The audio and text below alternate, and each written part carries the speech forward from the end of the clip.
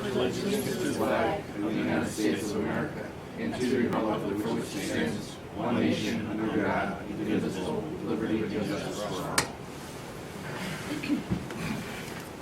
Okay, so this is a special meeting called to consider a court order from Judge Grindel in the juvenile court, probate court, regarding funding. We were just notified that the probate juvenile court will not be attending the meeting for the purpose of helping us to understand what the funds and how to handle these funding appropriately. So, I'll open the table up for discussion. I have some comments, but I'll reserve those comments until we've had some discussion about that. It may be appropriate, I don't know how everybody feels, it may be appropriate to have Heidi give some explanation as to the challenges we have, so the public understands some of that. Heidi Delaney is our budget director. Come on up. Why don't you come up and testify? Technically, Just for sit the in. budget hearing for the probate juvenile court 2016 budget, and you also have the option of discussing your supplemental appropriation request for 2016, and that's what we advertised in the court. Okay, let me just say generally what. Why don't you give the history on me, going back to the tax? The tax budget procedure we normally do, we send out notification to the departments to enter their budgets into the system, into Geauga. That's the mechanism we use to get their requests. The juvenile probate court, they did speak with their budget person, and she said that they would not be participating in that way. They would use the system to do that. So they wouldn't be participating in our budget meetings? Well, in just making the request. What we did receive was a document that just showed totals for the juvenile court, the probate court, and the detention. So, And are there any other departments / courts that do not participate in the budget process? no, both the municipal court and the common pleas court do participate in that. So as a result, having received a request for totals, we had to just kind of use 2015 funding as a guide and try to determine, where they wanted that money in order to come up with those totals. Yeah, understanding that the process is the department or the entity, county agency, normally would put what they want in each line item of the budget. Salaries, benefits, expenses, travel. So they would enter that to express, this is what we need.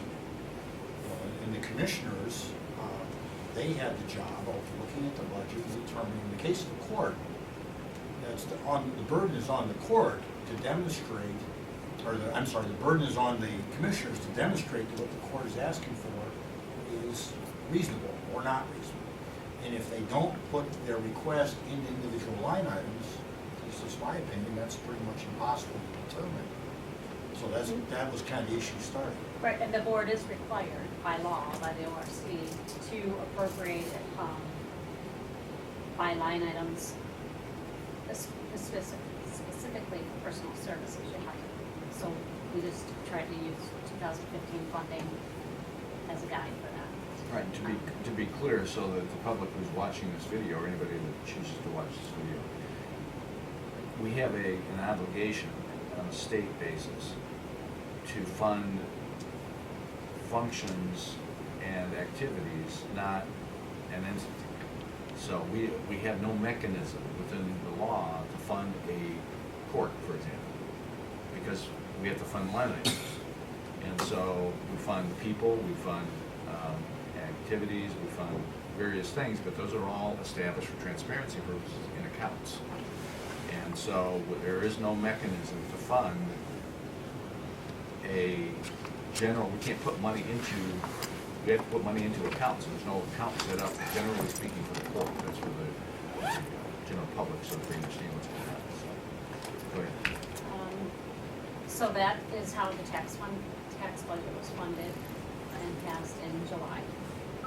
And then as part of the process in the fall, budget hearings are conducted with the departments to discuss the tax budget and any additional supplemental funding that they would like to request. Again, the juvenile probate declined to participate in that, those budget hearings, even though they were invited. So the tax budget that was, or the permanent appropriations that was passed, was very similar to the tax budget, with the exception of money that was funded for the FLIP program, which is found in the juvenile court's general fund budget. We received, I believe in September, a notification from the court that they were going to be receiving some grant funding for the operation of the FLIP program. And they were going to fund that out of a different, not the general fund, but a separate care and custody fund. So as a result, and also when we met with Lori, she had said, I asked her about whether that needed to be removed from the general fund, as it's not going to be part of that budget anymore. And she said she would get us an updated itemization of that, which we did not receive. So for permanent appropriations, the money, about $124,000 that was funded in the general fund for the FLIP program was removed from the general fund budget because, as stated, it was going to be funded out of the care and custody fund. And then we received a call from Ms. Lori at the end of December, once they were notified of their permanent appropriations, asking why it was removed and requesting that it be put back into the general fund. And Dave and I had a conversation with her at the time and asked her, we need to approach the board and say they wanted this funding, where would we put that? And she declined to give us an answer to that. So the next thing we received was the court order, again, telling us to put that $124,000 back into the general fund budget, but it does not indicate where they would like that properly. Yeah, and typically, the way we handle supplemental appropriations, we do a permanent appropriation in December, based on the money that's been certified by the Budget Commission in the fall. And then in January, when we know what the unencumbered carryover balance is, commissioners are presented with a list of requests for supplemental funding. Permanent appropriation is designed to have adequate resources that no operation has to have any concerns about not being able to continue operations during January while the commissioners are considering the additional funding. So what we'd also explained in this story is that $124,000 would be one of the things that would be added to the list for the commissioners to consider. And again, the purpose of having budget hearings, the purpose of having dialogue with all the county entities that are funded through the commissioner's budget, is to make clear what the need is and to provide those entities every opportunity to make the case. And speaking from my experience with the various boards of county commissioners I'm privileged to work with, I can't think of a single instance when a case is made, a reasonable case is made, this office doesn't find the means to fund what's been asked for. Well, in this case, because they're concerned that this money will be taken away, they issued, or the judge issued a court order asking that that money be restored.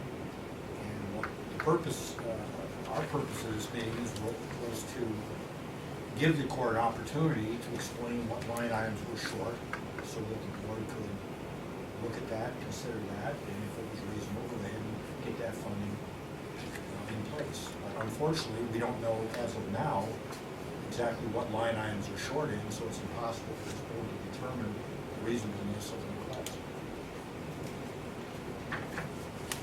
So just to summarize, we attempted to go through a budgetary process, and the courts have been somewhat reluctant or this court has been somewhat reluctant in cooperating, which creates a problem for us because we have to, in order to do our duty, which is to ensure reasonable, necessary expenditure of funds, we have to understand how those funds are being utilized.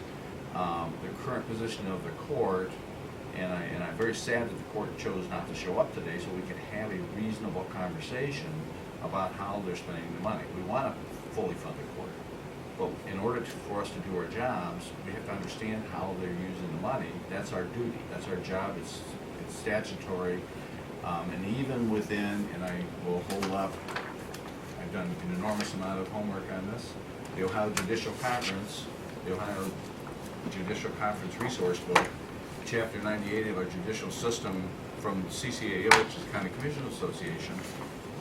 While there's clearly a recognition that there's a separation of powers for the purpose of not stepping on each other's toes, the judiciary versus the legislative, or actually administrative, not so much legislative. But the Supreme Court has made it clear that it's in the best interest of the people and of the counties for the courts to work with the commissioners to help us to do our jobs, and we should be working to help one another through this process. There's some comments. We received a court order, again, for the general public, because we don't, we'll have to have a discussion here about what we want to do, next steps. We have a bit of a challenge. There were some statements made in the court order, which I will point to for the public. And again, the public needs to understand we're really trying our best to do our jobs here. But some statements were made that were somewhat inflammatory and very misleading and actually incorrect. And I want to correct the record on a few of those statements in the court order. First of all, in the third paragraph on this court order, there's a statement made that the county commissioners misappropriated funds. That is a misstatement, to put it politely. We never misappropriate funds. We appropriate funds based on the best understanding we have, and our understanding gets better if we have a conversation with the court and they help us to understand how the funds are to be appropriated and which accounts to put those funds in, and so on and so forth. This misappropriation has to do with CASA, which is also a complicated issue.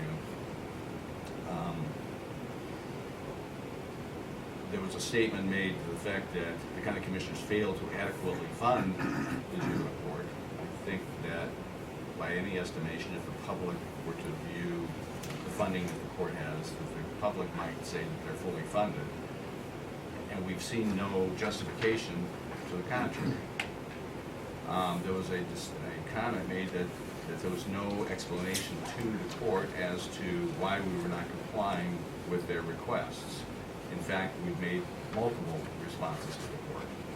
And there's this miracle device called a telephone, and it works two ways. And that sounds a little bit flippant, and I apologize to everybody for that. But it's a bit frustrating for me.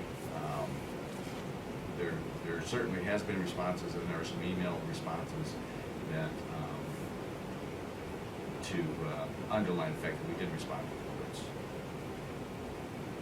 And I think that's probably it. Why don't we, for the sake of trying to figure out what we're going to do next, there was also a comment in here about the fact that there was a 13, they've actually reduced their budget by 13%. 13 less than the previous year. I'm not even sure where that comes from. There's a chart, I asked how you prepare it, kind of shows the actual spending overall. And so the spending has been Yeah, I would increasing, need to not see that. decreasing. So again, there's confusion on our part. We're not trying to take shots at the court. It's our responsibility to try and, the court does a good job. I'm not criticizing the judge. He does a nice job as a judge and all that kind of stuff. But using the Separation of Powers Act to kind of as a shield to have a conversation with the commissioners, I think, doesn't serve the best interest of the people in the county. So we have a challenge here. We've been requested to put $124,000 back into the court. We don't know where to put the money. We can't put the money into the court. There is no such account called the court. So we have to fund an account. To date, we've made a request, where would you like us to put the money? There's been no response from the court. They said their response was, put it anywhere you like, we will move it. I'm sorry, but that's not a very good response. In order for us to do our jobs and determine if expenditures are necessary and reasonable, we have to know which account or which activity is being funded. That's our responsibility. We cannot shy away from or shirk our responsibility. It's unfortunate, but I wish it were otherwise, but that's the situation. There was also some comments made as to the 194, and I'm still confused myself over the 194,000 CASA fund, because that activity is now being funded through grants, and so therefore not apparently necessary for the court, for the general fund. And for the public to understand, there are various funds, funding comes from various sources. The general fund, which we oversee, is one of those funding sources. That's people's taxpayers' dollars. And so we're pretty judicious in where we put funds or how we use funds, so we're not wasting them. And so this 194, which is now being funded from a different source, seems to be appropriate to put it back into the general fund for other use. And we've not heard from the court as to why that wouldn't make sense. So Heidi, do you have any insight on that? Well, the 194,000 was a planned transfer from the general fund into the CASA fund. That's how it's been for several years while operating this program. Is the court received a very small, about a $30,000 grant for that program, and the majority of the funding was provided by the general fund to operate the court. CASA is the court-appointed special advocates, and they're volunteers. So the commissioners decided that it's a worthwhile operation, otherwise you'd be paying attorneys for that program. But that a transfer would be done from the general fund into the CASA program fund to operate it. And so that was part of the tax budget. It was also part of the permanent appropriations. We did receive notification that they were going to be getting grant funding for that program that would be going directly into the CASA fund. So we had a $30,000 grant. I think they said $290,000 we had. So the transfer, they're telling us is not necessary, that it will be covered by that grant. So it's just a mechanism. We didn't transfer the money, but they would need to have that shown in their budget at the time that we did the tax budget. So it's apparently a The court order that I have says that this 194,000, which was misappropriated. right, and it's just it's actually a revenue line for that. It says those funds were not requested, so therefore it's indicating to me that they don't need those funds, so therefore we can put those back into the general fund. Again, we wouldn't know that they were not requested because we didn't receive any information, budget requests for any of the other funds beside the general fund. So the best, We just rolled forward 2015. the best information we have to date is that 194,000 should remain in the general fund. They said it wasn't necessary. Right, Is and that it what is you in the general understand? fund right now. All Yeah, it's it never showing in left. their It's just budget never, is it was the never transfer. transferred to last year. I got you. All right, but it was just planned to be transferred Yes. as a. It's a revenue line item to that fund. And so, again, I'm thinking based on what I see in this letter that although it appears that they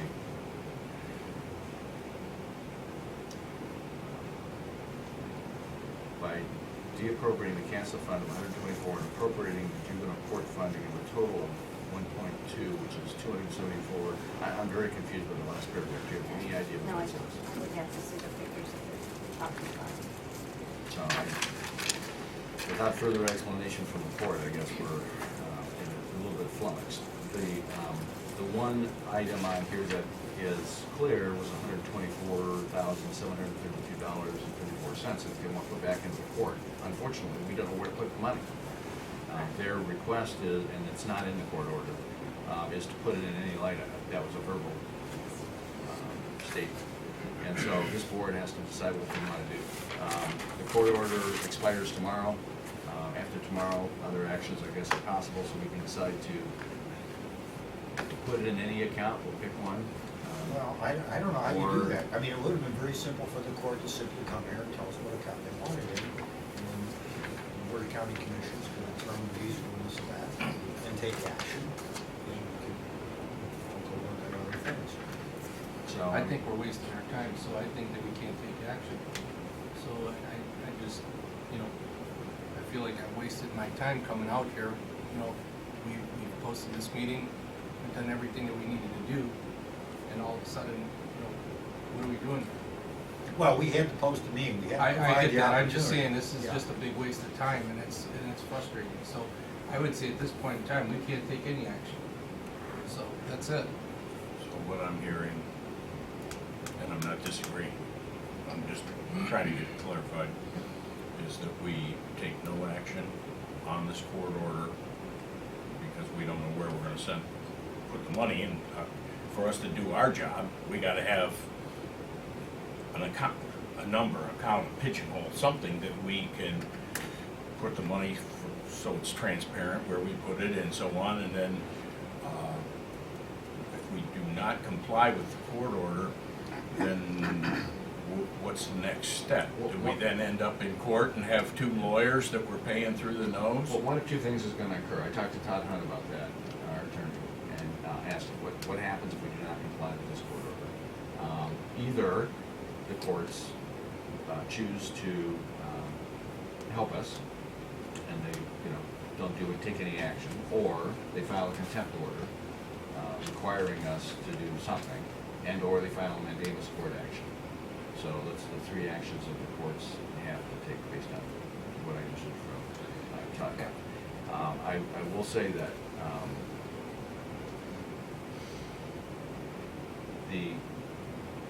well, I'm not going to say that. It's real simple.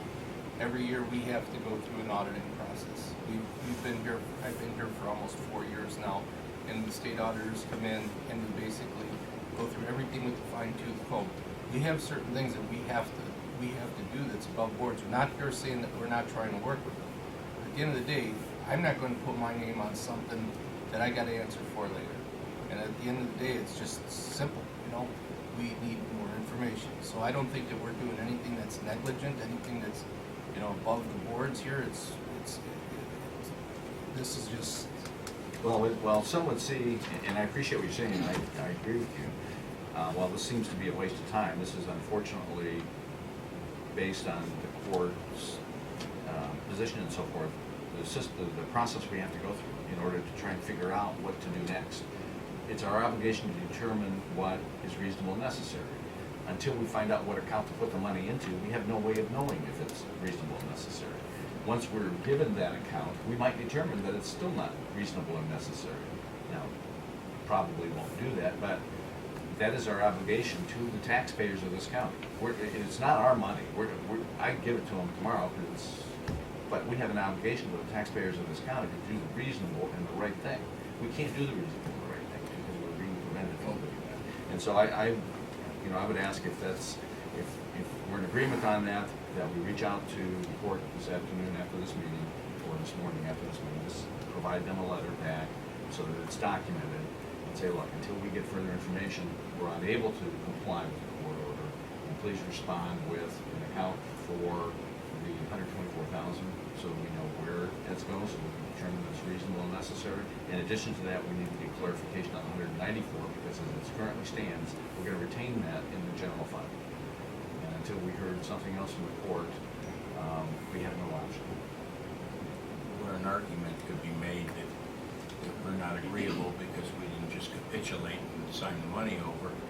This meeting this morning, as well as the invitations to come and participate in the budget process, hopefully that indicates that this board is willing to work it out. Okay, what is it? I mean, and the inference by the judge that we're co-equal and so on. Obviously, I don't think anybody ever said we weren't co-equal. We don't have control over the courts, but we have control over the budget.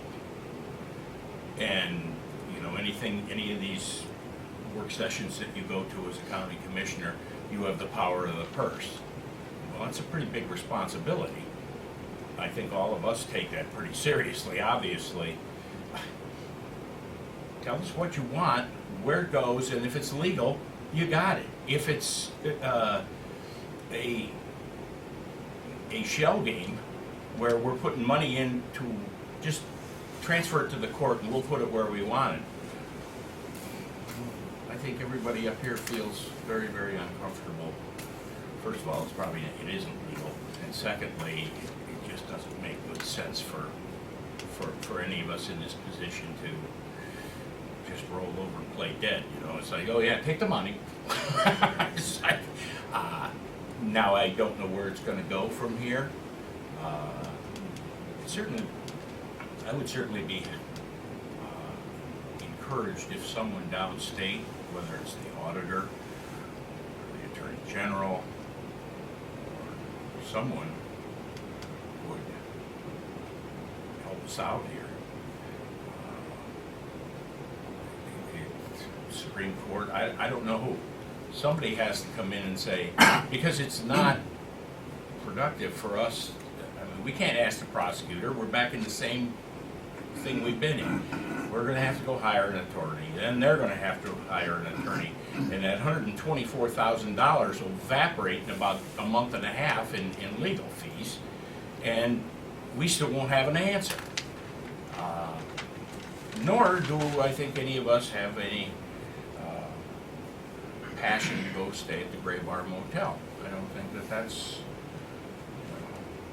As long as they provide coffee, I'm okay. So. They don't. Okay. No coffee. Yeah, no, it's just, we're gonna have to talk about that. Well, you know, I think we need to move this ball forward. I think we're in agreement. So can we have a motion to? I'll move to adjourn. Is that what you wanted? No, we're looking for a motion for action, and that action, as I had said, it was that we provide a letter to the court indicating that we don't have enough information to make an informed decision at this point in time, and we would like to get more information from the court in order to be able to do that. And that we're willing to have a hearing and or discussion at any point in time in order to accomplish that. By the way, our budget hearings are required by law, I believe, to be public. In addition to that, we need clarification on the 124, where to put the money if they want to have that. We need to get clarification that the 194, we're going to hold on to that because we've not seen any other indication that we need to do that. And so if we can have a motion for sending the letter, getting more information relative to the 124,000, which accounts, so we can determine whether it's reasonable and necessary, and then getting clarification on the 194 to 74 to determine, or to just clarify that we're going to hold on to that because we've not seen a request from that. I'll second it. I'll make it. Okay. It's backwards, but anyway. All in favor? Aye. All right. Now, question? We have a Did you question? guys wanna discuss your appropriation, your supplemental? John, do you have a question? Yes. I'm John Karlovic from the Geauga County Maple Leaf, and I may have missed it. Was there any communication from the court after the commissioners sent that letter last week to Judge Grindell about this meeting? There was a text that Skip received this morning. There was a text that I received this morning as we were starting the meeting, And indicating they were not going to come. who was that text from? From the liaison, So it was from Kim Laurie. yes. And that was the first that the commissioner's office heard, was at the start of this meeting, that they would not be there. Yes. And John, I did, just to let you know too, before we sent the letter, I called Ms. Moore, because we don't like to communicate just with letters, as a courtesy thing. This is what we're sending, this is why we need this additional information. And at that point, this was on Friday, she wasn't sure what the court's response would be or whether they'd be here. Which apparently they determined. More of a general question, at the end of 2015, the court had expressed a desire to work with the commissioner's office in 2016. Talked about, harmony and, new relationship and what have you. Does this process, or what's happening here, signal to the board anything about the sincerity of that offer? Actions speak louder than words, and that would be my response. I mean, this board, and I'm going to speak to the other two guys, certainly they can check it. This board wants nothing but harmony with court. We will do, and I've actually reached out recently to the court. Unfortunately, Judge Goodell is out of town, but I reached out to court recently to ask for a discussion and another meeting to say, what do we got to do to, reach some compromise on this whole separation of powers thing? Because there's certain information we need in order to do our jobs, and We don't want to impede the court in getting the jobs done. And so we'll continue to reach out and to do what we need to do to serve the people of this county. Because that's our obligation, to serve the people of this county. And I hear from people all the time about what's in the press and what's going on. And they've expressed to me very clearly, very loudly, and I've not heard one comment to the contrary, that they want accountability, that they expect us to look at the money and how it's being used and so on and so forth. And so, you know, I was elected to provide responsible, accountable government. That's what my little card said. And that's what I'm gonna work toward trying to accomplish. So, and I think that the other two guys are in that camp. And So, with that then, obviously, you know, the court has expressed, you know, its position on separation of powers and what its role is and what it believes the commissioner's role is. Does there come a time when, whether it's $124,000, whether it's $50,000, whether it's $500, that the commissioner's office needs to exercise its authority or its responsibility to the taxpayers and defend its role in the budget process? well, that's what we're here to do. Yeah, that's what we're doing now, I That's what we're think, doing for the right- most right part. now. I mean, we could spend taxpayer dollars on attorneys, and some counties have done that. Lorraine County just spent a lot of money to defend a position, and they won with the courts. But we don't want to do that. We don't want to get into it. We'd rather have harmony and work with the court rather than have this constant angst and going back and forth. With that said, we're also not going to roll over. We have a job to do, and that job is to protect the taxpayers' dollars to the extent we can. Now, understanding that the law is clear. I mean, the various court cases are clear. The court has special privileges relative to the budgets. And we can't infringe on that. We can't replace their judgment with our judgment. They do have the right, to some degree, to stipulate funding. We have a right to challenge that. And unfortunately, the way that the system is wired, the way that we challenge that is through the court. First of all, through a denial and or through a challenge, which we're doing today.